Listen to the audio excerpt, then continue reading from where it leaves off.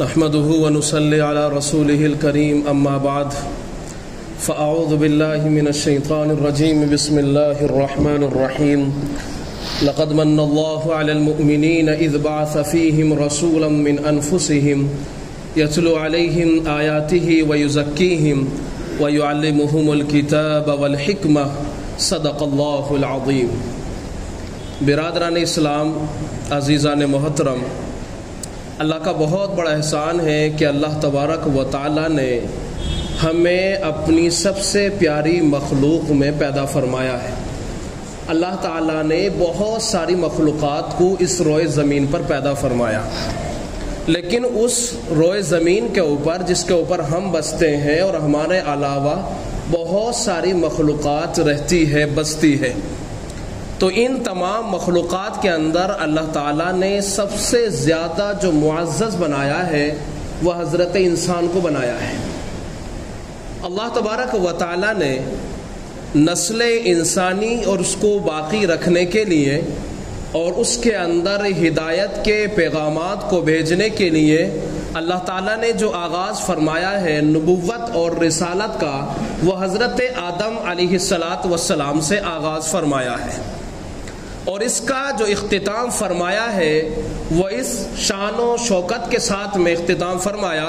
اللہ تبارک و تعالی نے حضرت نبی کریم صلی اللہ تعالی علیہ وسلم کے اوپر کہ آپ علیہ السلام آخری رسول بھی ہیں، آپ کے بعد کوئی رسول نہیں، اور آپ صلی اللہ تعالی علیہ وسلم کے اوپر جو آخری کتاب، آخری ہدایت نامہ، اللہ تعالیٰ کا جو آخری پیغام اللہ نے نازل فرمایا ہے، یہ جو آخری ہدایت نامہ ہے، اس کے بعد میں اللہ نے کوئی ہدایت نامہ بھی نہیں بھیجنا، اس کے بعد میں کوئی آخری کتاب بھی نہیں بھیجنی، اس کے علاوہ اللہ تعالیٰ نے کوئی کتابچہ بھی نہیں بھیجنا۔ تو اس شان و شوکت کے ساتھ اللہ تعالیٰ نے نبوت اور رسالت کے اہم عہدوں کو اس طرح ختم فرما دیا ہے کہ نہ تو پیغمبر جناب رسول اللہ صلی اللہ علیہ وسلم کے بعد کوئی پیغمبر آ سکتا ہے، اور نہ ہی اس کتاب ہدایت کے علاوہ کوئی کتاب ہدایت آ سکتی ہے۔ اس کا مطلب یہ خداوند قدوس کا آخری پیغام ہے، اور نبی علیہ السلام آخری رسول ہے، آپ کے بعد نہ کوئی رسول آئے گا اور نہ کوئی کتاب ہدایت آئے گی۔ تو نبوت کا سلسلہ جو وہاں سے شروع کیا تھا، اور یہ آخری پیغمبر جناب رسول اللہ صلی اللہ تعالی علیہ وسلم کے اوپر اللہ نے ختم فرما دیا۔ اب یہ جو مقصد میں آپ کے سامنے رکھنے والا ہوں، جو آج کا میرا ٹاپک ہے، وہ آمد مصطفیٰ محمد صلی اللہ تعالی علیہ وسلم اور آپ کی زندگی کا جو اللہ تعالیٰ کا بھیجنے کا جو مقصد تھا، اس کو بیان کرنا اصل میرا مقصد ہے۔ چونکہ آپ جانتے ہیں سفر المظفر کا جو مہینہ ہے وہ چل رہا ہے آپ کے سامنے، اور اس کے بعد میں سفر کے بعد میں ربیع الاول آنے والا ہے، وہ ماہ ہے جس کے اندر پیارے نبی علیہ السلام کی اللہ تعالیٰ نے آپ کو پیدا فرمایا اور آپ صلی اللہ علیہ وسلم دنیا کے اندر تشریف لائے۔ تو آخری جو اس کے بعد میں جو مہینہ آنے والا ہے وہ ربیع الاول ہے۔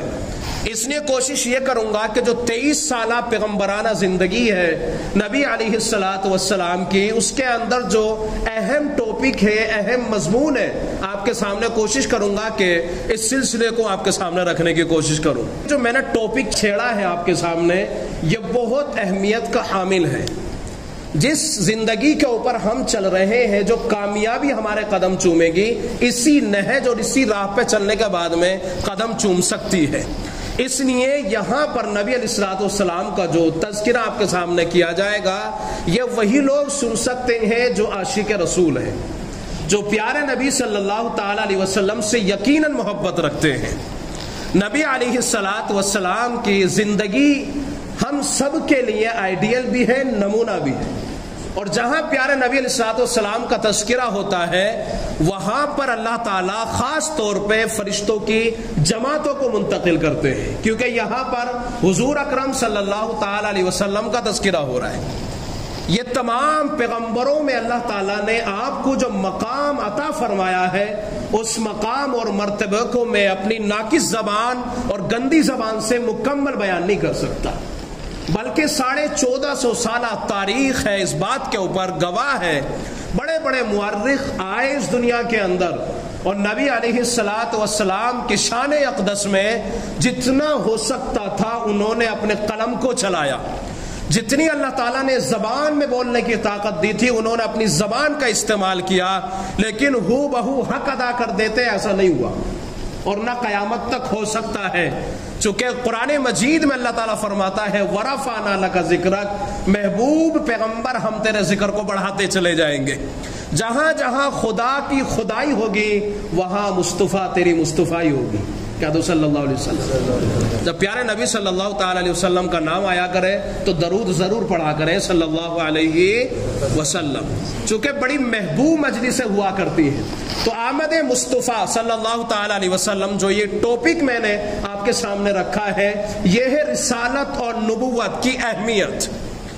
نسل انسانی کو اللہ تبارک و تعالیٰ نے تمام مخلوقات میں جو افضل قرار دیا ہے اس کو سمجھنے کی ضرورت ہے۔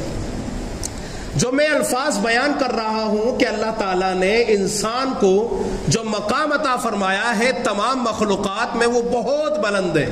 قرآن مجید کے پارہ نمبر 15 سورہ بنی اسرائیل میں اللہ نے ان الفاظوں میں یہ تذکرہ کیا ہے وَلَقَدْ كَرَّمْنَا بَنِي آدَمَ وَحَمَلْنَاهُمْ فِي الْبَرِّ وَالْبَحْرِ وَرَزَقْنَاهُمْ مِنَ الطَّيِّبَاتِ وَفَضَّلْنَاهُمْ عَلَى كَثِيرٍ مِّمَّنْ خَلَقْنَا تَفْضِيلًا۔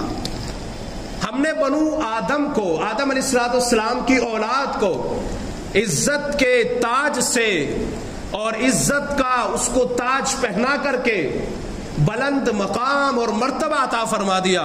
یہیں پر بس نہیں بلکہ اللہ تعالیٰ نے حضرت انسان کو خشکی اور تری کی حکومت کی باغ ڈور اس کے ہاتھ میں تھما دی، اور یہیں پر بس نہیں بلکہ اللہ تعالیٰ نے پاکیزہ رزقوں کے دروازے کھول دیے ان کے لیے، اور تمام مخلوقات میں اللہ تعالیٰ نے حضرت انسان کو افضل قرار دے دیا۔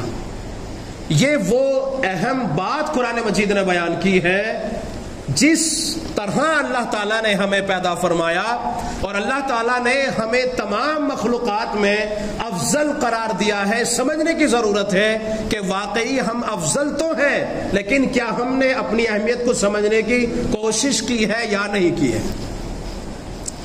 اللہ تعالیٰ نے جتنی بھی مخلوقات پیدا فرمائی ہے ہر مخلوقات کا کوئی نہ کوئی راستہ متعین کر دیا کہ اس مخلوق کو یہ کرنا ہے، اس کو یہ کرنا ہے، اور وہ مخلوق اپنے اپنے کام کے اوپر لگی ہوئی ہے۔ قرآن مجید سے آئیے سمجھتے ہیں۔ قرآن مجید نے بیان فرمایا ہے وَالشَّمْسُ تَجْرِي لِمُسْتَقَرٍّ لَهَا ذَلِكَ تَقْدِيرُ الْعَزِيزِ الْعَلِيمِ۔ یہ جو سورج آپ کو نظر آتا ہے یہ زمین سے کئی گنا بڑا ہے، آپ کی زمین سے کئی گنا بڑا یہ سورج ہے، لیکن اپنے مستقر کی طرف دوڑتا ہوا چل رہا ہے۔ اللہ تعالیٰ نے چاند کے بارے میں بیان فرمایا والقمر، فرمایا اللہ تبارک و تعالیٰ نے اور چاند، اس کا حاصل کلام یہ ہے کہ وہ اپنی منزلوں کو طے کرتا ہوا بڑھ رہا ہے۔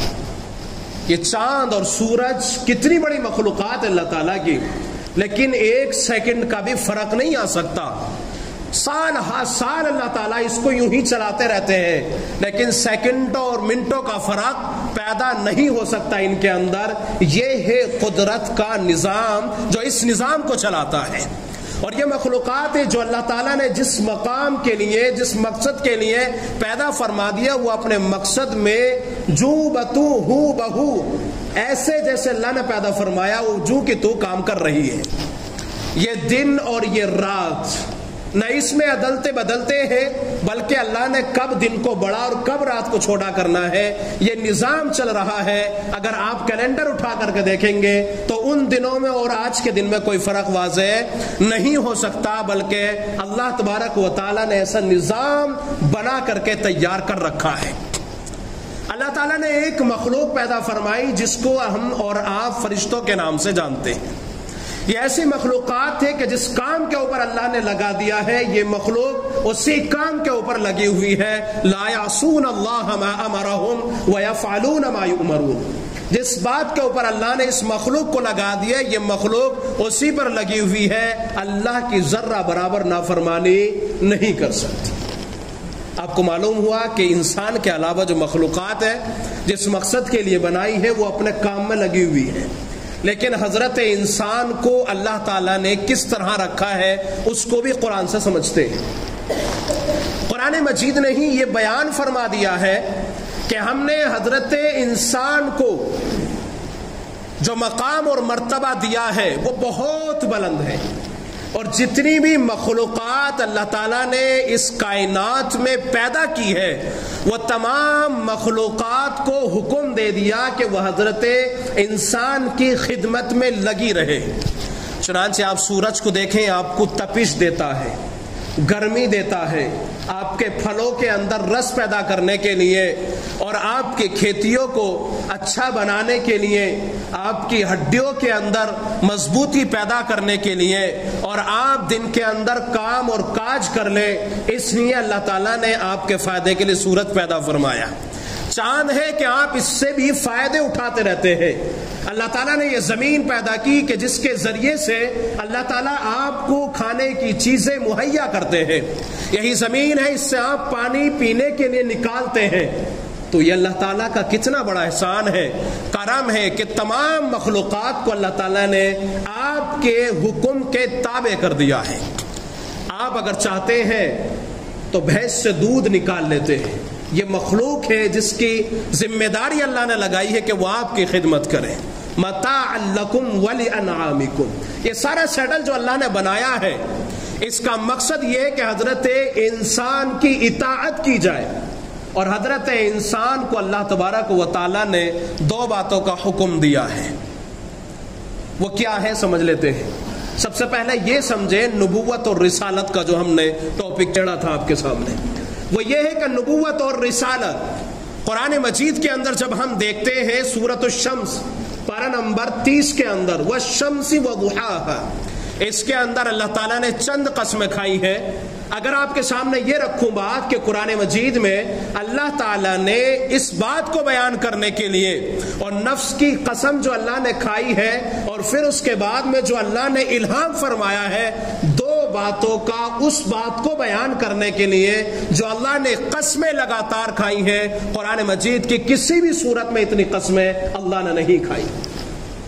قرآن مجید کی یہ صورت آپ سمجھیں، والشمس وضحاها والقمر اذا تلاها والنهار اذا جلاها والليل اذا يغشاها والسماء وما بناها والارض وما طحاها ونفس وما سواها، یہ جتنے بھی واو آپ کے سامنے ذکر کیے گئے ہیں یہ سارے کے سارے اللہ تعالیٰ نے قسمیں کھائی ہیں، اور آخر میں قسم کھائی ہے ونفس وما سواها، اور قسم ہے نفس کی۔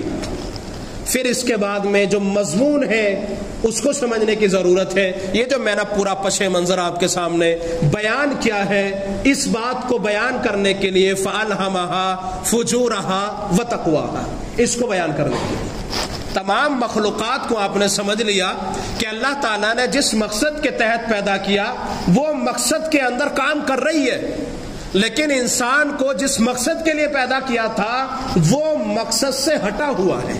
وجہ کیا ہے، کیوں ہٹا ہوا انسان؟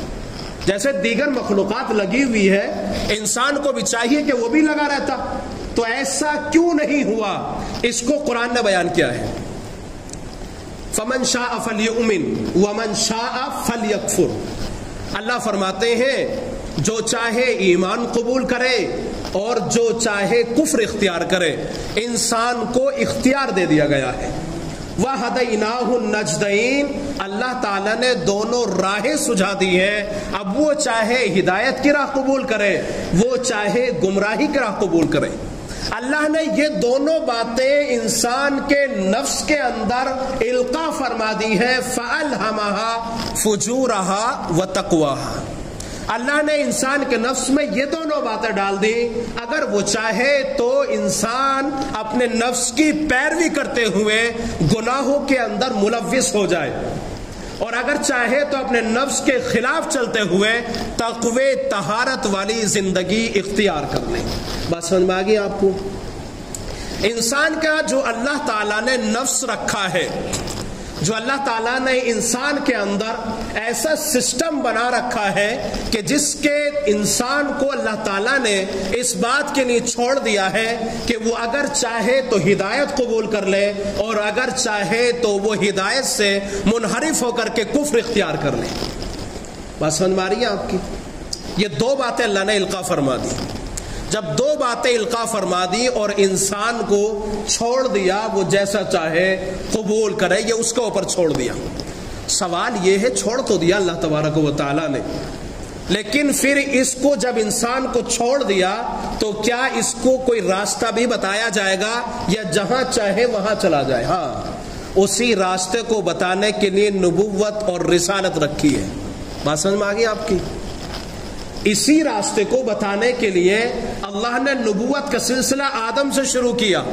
آدم علیہ السلام پہلے انسان ہے. اللہ تعالیٰ نے آدم کو انسان کے ساتھ ساتھ میں نبوت بھی عطا کر دی، اور آخری پیغمبر جناب رسول اللہ صلی اللہ تعالی علیہ وسلم ہے. اللہ نے آپ کو نبوت بھی عطا کی، اللہ نے آپ کو رسالت بھی عطا کی، اور آپ کے جانے کے بعد میں نبوت کا سلسلہ ختم کر دیا. لیکن قرآن اللہ تعالیٰ کی کتاب اس کو باقی رکھا، اسی بات کو بیان کرنے کے لیے کہ یہ قرآن وہ ہے جس کے ذریعے سے اگر آپ ہدایت حاصل کرنا چاہو گے تو آپ کو ہدایت مل جائے گی. قرآن مجید نے اس کو بھی بیان کیا ہے. یا ایھا الناس قد جاءتکم موعظۃ من ربکم، یہ قرآن مجید کا مضمون ہے جو انسان کی رہنمائی کرتا ہے.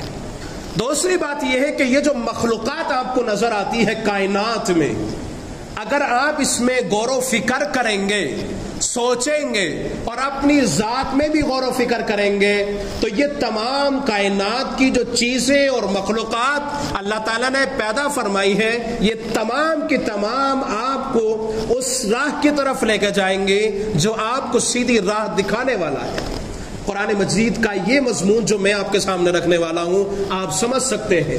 قرآن مجید نے بیان فرمائے وَفِي أَنفُسِكُمْ، تمہاری ذاتوں کے اندر بھی اللہ تعالیٰ نے اپنی قدرت کی نشانیاں رکھی ہیں. افلا تبصرون، تو کیا تم غور و فکر نہیں کرتے؟ دوسرا مضمون سورہ آل عمران کا ہے. ان فی خلق السماوات والارض واختلاف اللیل والنہار لآیات لأولی الالباب، بے شک آسمان و زمین کی تخلیق میں اللہ تبارک و تعالیٰ نے نشانیاں رکھی ہیں، لیکن وہ نشانیاں عقل مندوں کو ملتی ہیں جو غور و فکر کرتے ہیں اور سیدھی راہ کی تلاش میں لگے رہتے ہیں، پھر ان کو سیدھی راہ مل جاتی ہے. تو انسان کا دل، انسان کا جو نفس ہے وہ دونوں باتیں قبول کرنے کی صلاحیت رکھتا ہے. دونوں باتیں قبول کرنے کی آپ کے سمجھ میں آ رہا ہے کہ نہیں؟ مضمون بھاری تو نہیں لگ رہا آپ کو؟ سمجھ میں آ رہا ہے سب لوگوں کی؟ بولتے رہیے ساتھ میں. اگر نہیں آ رہا تو بتاؤ، اس کو اور ہلکا کریں گے انشاءاللہ. کوشش میری یہ ہے کہ آپ کو سمجھ میں ہر بات آنی چاہیے، اس لیے بہت آرام سے قرآن کی بھی آیت اور اس کے مفہوم کو آپ کے سامنے آرام سے بیان کرنے کی میں کوشش کر رہا ہوں کہ آپ کو پوری بات سمجھ میں آئے. تو یہ کائنات کا جو نظام آپ دیکھ رہے ہیں، اس کے اندر اللہ تعالیٰ نے بہت ساری چیزیں رکھی ہیں، لیکن عقل مند لوگ اس سے عبرت حاصل کرتے ہیں، ان کو راستے مل جاتے ہیں، غور و فکر کرتے ہیں. اللہ نے جو راستہ بندے کو سجھایا ہوتا ہے وہ مل جاتا ہے. تو دو باتیں اللہ تعالیٰ نے انسان کے دل میں رکھی ہیں. ایک کیا ہے؟ ایک فجور ہے، گناہ. اگر چاہے انسان تو گناہ کر سکتا ہے. میں مثال دینے لگا ہوں. آپ دیکھیں اپنی زندگی کا جائزہ لے کے، ہمارا گناہ کرنے کو بہت زیادہ دل چاہتا ہے. آپ اپنی زندگی پہ، روزمرہ کی زندگی پہ اور شب و روز کی جو زندگی ہے اس پر ذرا نظر کریں اور پھر دیکھیں بعض گناہ وہ ہیں جس گناہ کے کرنے کو ہمارا اندر سے دل چاہتا ہے. دل چاہتا ہی نہیں بلکہ خواہش ہوتی ہے دل کے اندر. یہاں تک کہ آدمی اپنا مال خرچ کرنے کے بعد میں اس گناہ کو کرنے کی کوشش کرتا ہے. آپ زنا کو لیجئے، گناہ ہے کہ نہیں ہے؟ اور آپ یہ بھی جانتے ہیں جسمانی نقصان بھی ہے، لیکن آپ پیسے دے کر کے بھی زنا کر لیتے ہیں. شراب پینا گناہ ہے، آپ یہ بھی جانتے ہیں کہ اس سے جسم کے اعتبار سے بھی نقصان ہے. آپ یہ بھی جانتے ہیں کہ اس کے پینے کے بعد میں آسمان اور زمین اوپر نیچے سے ہونے لگ جاتے ہیں. اس کے باوجود آدمی پیتا ہے. پیسے دے کے پیتا ہے، بات سمجھ میں آ رہی ہے؟ تو پیسے دے کے پی رہا ہے، گناہ کر رہا ہے، خواہش ہے اس کی، دلی تمنا ہے، یہاں تک کہ انسان اس گناہ کو کر گزرتا ہے۔ یہ ہے انسان کا نفس گناہ کو کس طرح کھینچ لیتا ہے۔ دوسری بات جو قرآن نے بیان کی ہے، فجورہا و تقواہا، دوسری بات ہے تقوی والی۔ جب انسان اسی نفس کے اوپر محنت کرتا ہے، خوب محنت کرتا ہے، نفس کو کچل دیتا ہے، پھر اس کا دل جو بنتا ہے وہ پھر ایسا بنا دیتا ہے اللہ تعالیٰ کہ گناہ سے اس کو نفرت ہونے لگ جاتی ہے، پھر گناہ کو اس کا دل قبول نہیں کرتا، بلکہ اس سے نیکی کی طلب بڑھ جاتی ہے۔ اب یہ کوشش میں لگا رہتا ہے کہ کس طرح مجھے نیکی کرنے کا موقع مل جائے، یہاں تک انسان اس مقام پہ پہنچ جاتا ہے۔ اللہ فرماتا ہے یا ایتھا النفس المطمئنہ ارجعی الی ربک راضیۃ مرضیہ فادخلی فی عبادی وادخلی جنتی۔ اس میں نفس مطمئنہ کا تذکرہ کیا ہے۔ جب انسان اس کے اوپر محنت کرنے کے بعد میں مطمئنہ بنا دیتا ہے، پھر رب اس کو اپنی رضا کا پروانہ دے دیتا ہے اور انسان پھر گناہ سے دور چلا جاتا ہے، یعنی خیالات بھی ذہن سے نکل جاتے ہیں، نیکی کی طلب بڑھ جاتی ہے۔ لیکن جب اس نفس کے اوپر محنت نہیں ہوتی تو نیکی کی طلب کم ہو جاتی ہے، گناہ کی طلب بڑھ جاتی ہے۔ یہ مضمون جو قرآن نے بیان کیا ہے، فَأَلْهَمَهَا فُجُورَهَا وَتَقْوَاهَا قَدْ أَفْلَحَ مَنْ زَكَّاهَا وَقَدْ خَابَ مَنْ دَسَّاهَا۔ یہ دونوں نفسوں کا تذکرہ اس دونوں آیتوں میں کیا ہے۔ مختصر وقت ہو گیا ہے، انشاءاللہ ٹاپک آگے شروع کریں گے، لیکن یہ دو بات سمجھ لیں۔ پہلے میں یہ بیان فرمایا جس نے اپنے نفس کے اوپر محنت کی وہ پاک ہو جاتا ہے، اور جس نے اپنے نفس کے اوپر محنت نہیں کی اس نے اپنے آپ کو خاک میں ملا دیا، مٹی میں ملا دیا۔ اس لیے اپنے نفس کے اوپر محنت کرنے کی کوشش کریں۔ اس نفس کو بنانے کے لیے اللہ نے نبوت اور رسالت کو رکھا ہے۔ انشاءاللہ اس مضمون کو آگے اگلے جمعے سے شروع کریں گے۔ وآخر دعوانا الحمدللہ۔